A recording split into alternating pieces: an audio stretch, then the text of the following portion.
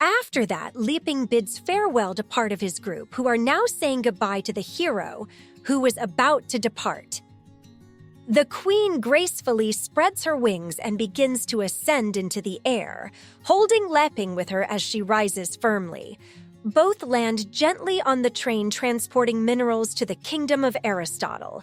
The closeness between them is undeniable, and now, more than ever, it is evident that their relationship has changed. They are no longer just allies or battle companions. They have crossed the line into something more. Elizabeth gazes at Leaping with curiosity and asks what he is thinking at that very moment. At the same time, her own thoughts intertwine with the idea that once he makes the final correction according to his judgment, they will be able to leave conflicts behind, return to peace, and finally enjoy their world together without worries. The hero moves a little closer, his gaze reflecting determination, and in a serious tone, he expresses that there is something he truly wants to know. Intrigued by his words, the queen tilts her head, a spark of curiosity in her eyes, and asks what it is that he wishes to learn. Then he positions himself in front of her with an enigmatic expression and poses an unexpected question. He wants to know what kind of combination would emerge if technology, which he represents, and magic, which defines Elizabeth, were to merge into a single concept. The queen's heart pounds upon hearing those words.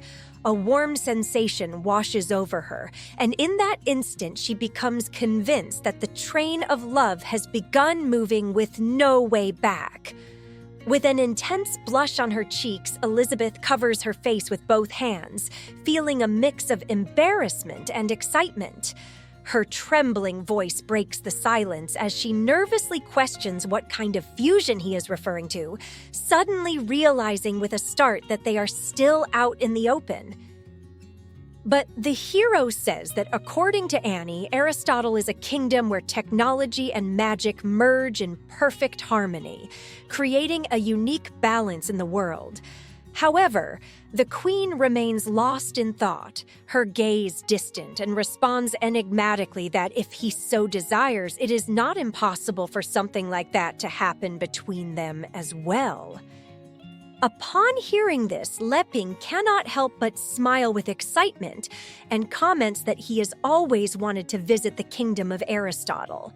Now, after so long dreaming about it, he finally has the chance to see with his own eyes the place he has heard so much about. The queen, gradually regaining her composure, observes him more intently, and with some intrigue, asks what is truly on his mind. She wants to know if he has something planned or if he is simply letting things flow without thinking too much about them. That is when he, with a determined gesture, takes Elizabeth's hands in his. His expression turns serious, yet warm, and in a firm voice, he confesses that, of course, he has something in mind for them. However, he does not want to reveal it at that moment. He prefers to unveil it on a special occasion, their anniversary, which will take place in a month. The queen, somewhat curious and with a slight smile of impatience, insists that he say it now. She wants to hear it, to feel the words he is so determined to keep secret. But he only responds with an air of mystery, assuring her that after this adventure he wants to formally confess. Before he can add anything else, a sudden explosion shatters the moment. Something is coming at full speed in their direction. It crashes into the train with devastating force, blowing up part of the locomotive and destroying the track supporting it.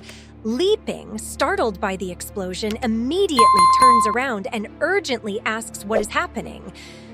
The queen, reacting instantly, swiftly turns around. Her expression shifts drastically from relaxation to anger in a matter of seconds. That is when she sees several pirates attacking mercilessly. One of them, in a defiant voice, proclaims that as long as they are there, no stone will enter the kingdom of Aristotle. Another, with the same fervor, gives the order to attack, urging his companions to leave them no escape. Projectiles begin to soar through the air. The train speeds forward, trying to evade the attacks, but the pirates persist in their assault. However, with a simple wave of her hand, the queen causes the explosive bullets to detonate in mid-air before they can reach their target. Leaping, his eyes fixed on the battle, tries to analyze the situation.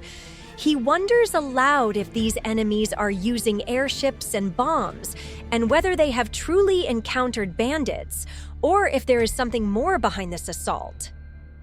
Concerned about the situation, he asks Elizabeth not to strike the attackers too hard, as they need information and must interrogate them. He also adds that if they manage to capture these bandits who are extracting resources from the kingdom of Aristotle, they will be able to better prove their intentions and earn the trust of those who still doubt them in the kingdom they are heading to. Elizabeth nods calmly and assures him that there is no need to worry. However, she warns him seriously that if these men are connected to the Dark Guild, the situation will be different. Meanwhile, in her mind, she reflects on the time they have left. She knows that Emily will awaken in a day, and that will be the moment when she finally eradicates the Dark Guild completely. That is when Alpha runs up to them, calling for them to wait. Leping, puzzled, asks what is going on. The sacred sword, slightly breathless from running, responds that he should leave that little matter in his hands. The hero, somewhat hesitant, asks if he will be all right, to which the young man firmly nods and replies that the time has come for the true sacred sword, Alpha, to take action. One of the pirates observes the situation and comments that this time's officers do not belong to the dwarf race. He wonders if they have finally hired a bounty hunter. The other pirate, intrigued, responds with another question. If he really is a bounty hunter, does that mean they can eliminate him? The leader of the group, with a serious expression, intervenes. He remarks that those capable of destroying their special projectiles with magic must possess exceptional abilities.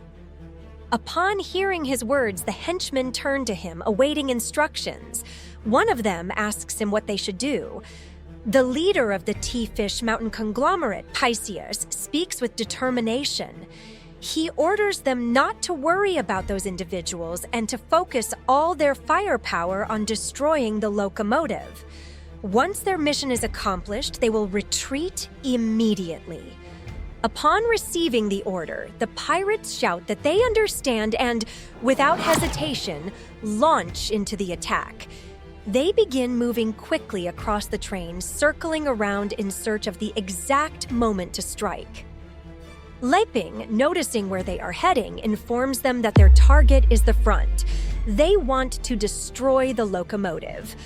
Alpha, with a look of absolute confidence, responds. And with that, we've reached the end of this week's chapter. If you made it all the way to the end, I'd love to hear your thoughts on this chapter in the comments. Don't forget to like and subscribe so our community can keep growing and we can reach more fans like you. See you in the next video. In the meantime, if you're from the near future, I'll leave you the next chapter and a comic you're sure to enjoy. Thank you for being part of this adventure.